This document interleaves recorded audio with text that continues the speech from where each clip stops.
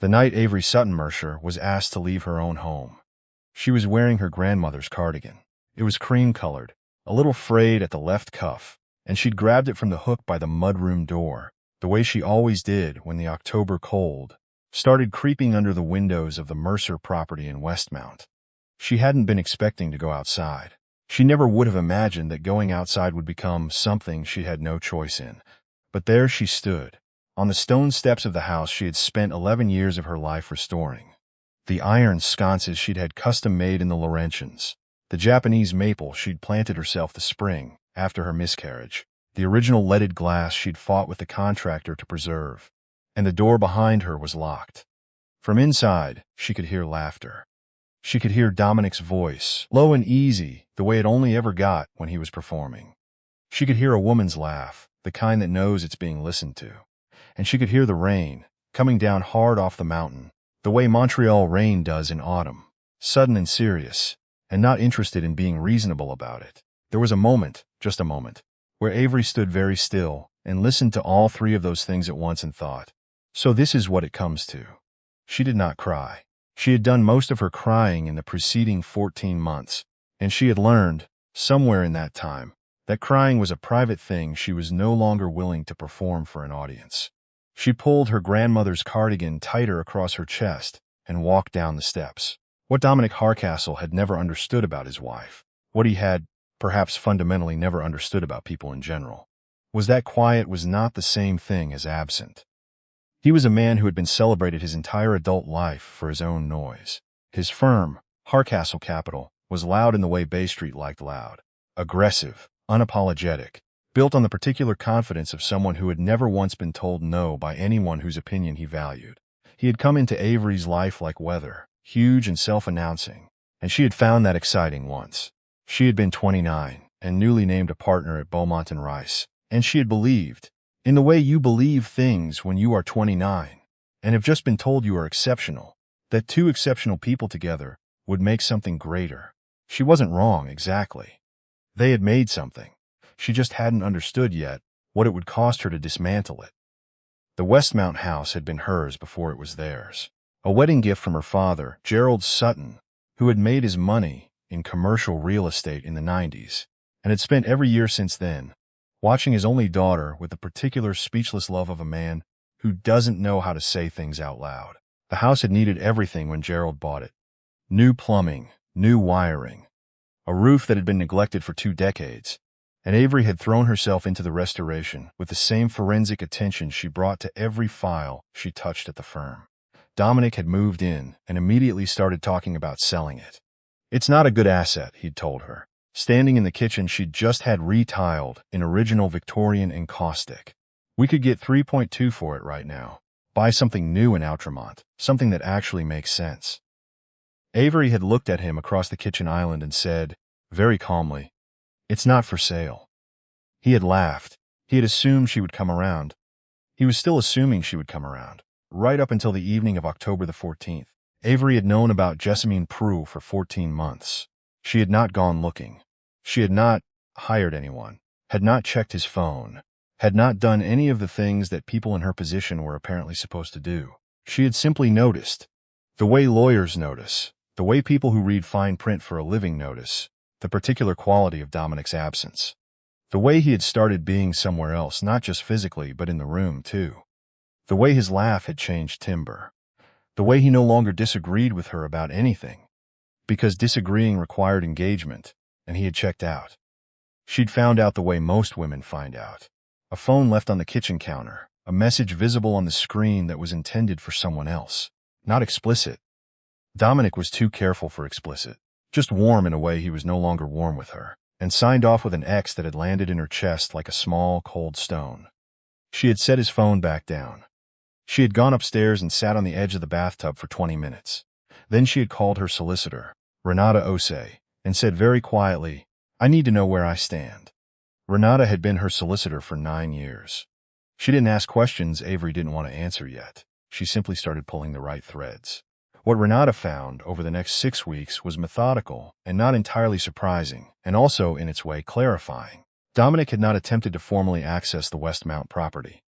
It remained in Avery's name from her father's gift, protected by a provision in the original transfer that her father had insisted on, and that Dominic had dismissed as sentimental. He had, however, spent the last 3 years reorganizing certain joint accounts in ways that would require careful untangling. Renata documented everything. Avery reviewed everything. She did not confront Dominic because she had learned, in 11 years of marriage and 19 years of practicing law, that you do not move until you are ready to finish. She had been almost ready when October arrived. She had not expected Jessamine Prue to arrive first. The company dinner that evening had been Dominic's, not hers, a client of his from Calgary.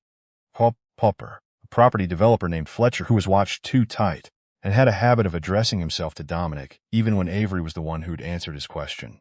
She had come home from the firm at 6, changed out of her work clothes, and come back down to find Dominic in the kitchen with a glass of Burgundy he hadn't offered to share, looking at his phone with the expression of a man already somewhere else.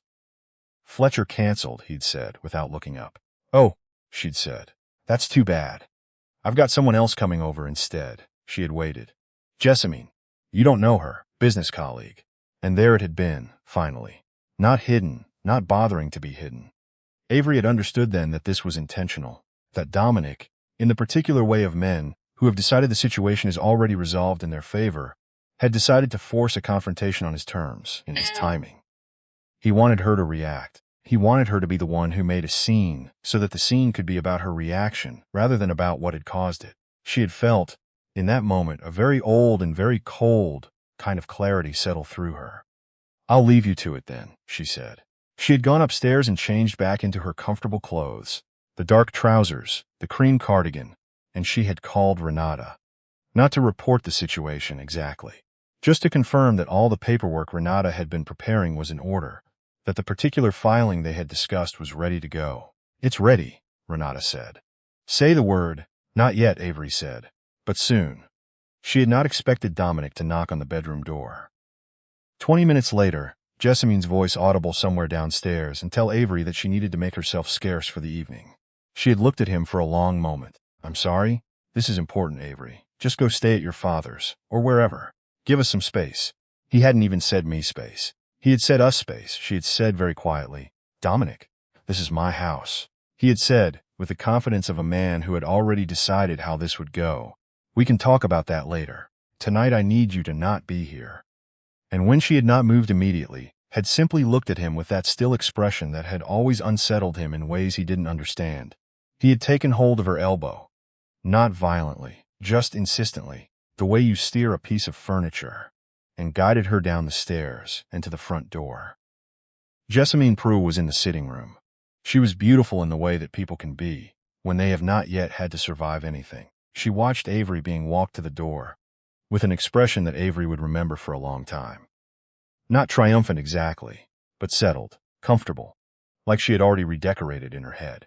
Dominic had opened the front door onto the October rain and said, with what she supposed he intended as kindness, I'll text you when it's okay to come back. And then he had closed it, and then she had heard the lock turn. She stood on the steps for 3 minutes. The rain was serious by then, coming off the mountain at an angle, and the Japanese maple she'd planted was whipping in the wind, its remaining leaves tearing loose in fistfuls of red and gold. She was in socks. She had not thought to grab shoes. She had her cardigan. She did not have her phone, which was charging on the nightstand upstairs, or her handbag, which was in the front closet. She did, however, have her Apple Watch. Dominic had never fully understood technology he couldn't use to make money. He had not noticed, in 11 years of marriage, how thoroughly Avery had arranged her life, so that its most important mechanisms required only a watch and a set of decisions she'd already made. She pressed twice on the side button and said quietly, standing in the rain outside her own front door, Call Marcus. She stopped herself. Not Marcus. Marcus was on the list. Call Beaumont and Reese after hours. The line connected. The firm of Beaumont and Rice had been, for the last 6 years, headquartered in a tower on Robert Barassa, with a view that on clear days extended all the way to the South Shore. Avery had made partner there at 31, the youngest in the firm's history, and had spent the subsequent decade building a practice around high-value asset recovery and matrimonial property law. Her clients were, by and large, people with a great deal to lose. She was good at her job because she understood, in her bones, that the difference between winning and losing a case almost always came down to timing and documentation. She was also, as it happened, on retainer with a private security and investigation firm called Rowe Whitfield Group. This was not unusual for someone in her practice. Her clients dealt with sensitive information, difficult counterparties, and occasionally, people who did not accept that proceedings had been initiated against them with any degree of grace. Rowe Whitfield had been recommended to her by a judge she respected 4 years ago, and she found them useful, discreet, and, perhaps most importantly, entirely unbothered by situations that other people might find irregular. She had called them through Renata's office 8 weeks ago. She had given them very specific instructions. One of those instructions had been, "In the event that I contact this number from a location that is not my office or my home, treat it as activation." She was sheltering under the stone archway of the side entrance, the servants' entrance, technically, from when the house had been built in 1907, when the dark blue Suburban pulled up to the curb 14 minutes later. It did not use its lights. It did not need to announce itself. The man who stepped out was called Rowan. She knew him only by that name, which was either his first or his last. She had never been sure, and he moved through the rain with the particular economy of someone who had stopped being bothered by weather a long time ago. "Mr. Sutton-Mercer," he said. "Mr. Rowan," she said. "You're in socks," he said. "I'm aware," she said. He handed her a dry coat from the vehicle without any further comment on the matter, and she put it on over her grandmother's cardigan. And then she said, "Are the others here?" "3 of us in the vehicle. 2 more 5 minutes out. And Ms. O.C. filed the paperwork 40 minutes ago." Avery closed her eyes for one moment, just one. 40 minutes ago, she had still been inside. 40 minutes ago, Renata had seen the message Avery had sent from the bedroom, a single word, "Now," and had filed the injunction that formally commenced the matrimonial property proceedings. The notice that Dominic Harcastle was the subject of a financial disclosure order, and the documentation that affirmed, with relevant attachments, the terms of the original property transfer from Gerald Sutton to his daughter, Avery Sutton, in the spring of 2012. "Good," Avery said. She looked up at the house. The lights were on in the sitting room. She could see the shadow play of figures through the curtain windows. Inside, the fire was probably lit. Inside, they were probably comfortable. "Let's go in," she said. She had not had a confrontation planned. She had not rehearsed anything, had not wanted to. Drama was for people who needed the moment to mean something to an audience, and Avery had long since stopped caring about that kind of theater. What she had was a set of facts and the legal authority to act on them. Rowan and one of his colleagues entered through the side door, which Avery's set of keys kept on a hook in her car, which was parked as always, 1 block south, opened with no difficulty at all. The other members of the team positioned themselves outside. There was no force. There was no escalation. There was simply a group of very calm, very large people, appearing in the hallway of 14 Belmont Crescent at 9:42 on a Thursday evening. Dominic heard them before he saw them. He came out of the sitting room with Jessamine just behind him, and he saw his wife standing in the hallway, still damp, wearing someone else's coat, in her socks, and his face went through 5 things in quick succession, none of them flattering. Avery let him go through all 5 without saying anything. She had always found it useful to let people complete their own reaction before speaking. "What is this?" he said. It wasn't a question. "You locked me out," she said. "That was a mistake, Avery. My solicitor filed proceedings 40 minutes ago," she said. "I'll leave the specifics for the discovery process. But you'll want to retain someone quickly. I'd recommend you not use anyone from your usual firm. They may find themselves in a conflict position, given some of the accounts we'll be discussing." She watched his face do the calculation. She watched the moment he realized she had not found out about Jessamine tonight, that she had known, that all the months of careful, infuriating silence on her part had not been passivity, had been something else entirely. Jessamine Prue had gone very still in the sitting room doorway. "The property transfer from my father is fully documented, and the provision terms are unambiguous," Avery continued, because she felt it was kinder to be clear. "This house is not a matrimonial asset under the terms of the original registration. I imagine your solicitor will explain what that means when you manage to reach one." Dominic had gone the color of old putty. "You'll want to arrange to collect your personal effects at a time we can coordinate, Rowan," she said, and the man beside her produced a standard notice document that Renata had prepared along with everything else. "This outlines the terms. Dominic took it because there was nothing else to do with his hands. You had this planned, he said. His voice had gone flat. I've had a great deal planned, she said. For quite some time. She looked at him, this man she had loved, this man who had made her believe, for a little while, that the loudest person in the room was always the most powerful, and she felt something release in her chest. Not hatred, not even grief, quite. Something older and more neutral, something like, I see you clearly now, and I am not afraid of what I see. You should both go, she said, and it was not cruel when she said it. It was simply accurate. Jessamine Prue said nothing as she gathered her coat. She said nothing as she moved through the hallway. She was younger than Avery had expected, 30, maybe 32, and her face, which had been so settled and comfortable in the sitting room when Avery had been walked to the door, was now doing something careful and controlled that Avery recognized.